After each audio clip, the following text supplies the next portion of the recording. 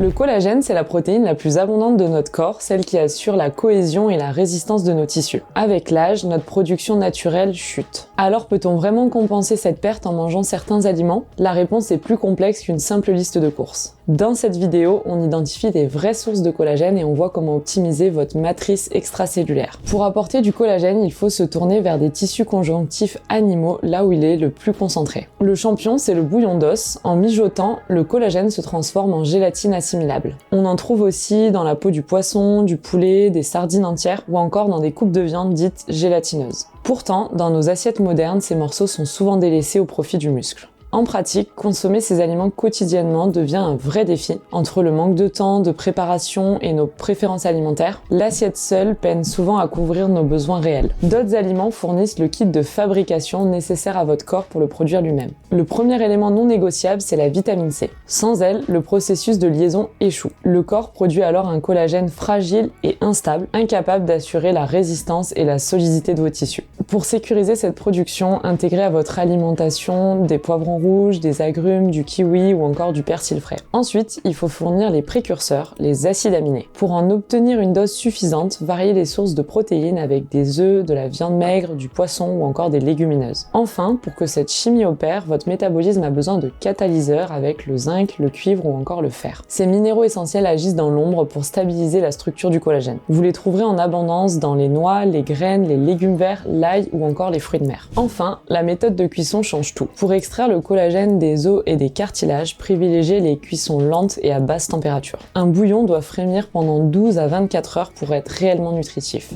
A l'inverse, évitez les cuissons trop vives qui dénaturent les protéines et créent des composés inflammatoires. La clé, c'est la régularité. Variez les sources entre terre et mer et intégrez ces aliments oubliés entre 2 à 3 fois par semaine pour obtenir des résultats durables. En résumé, allez chercher le collagène là où il se cache, soutenez sa synthèse avec de la vitamine C et privilégiez le mijotage. C'est cette synergie qui fera la différence sur vos tissus sur le long terme. Et vous, dites-moi quelle est votre recette préférée à base de collagène en commentaire et n'oubliez pas de vous abonner.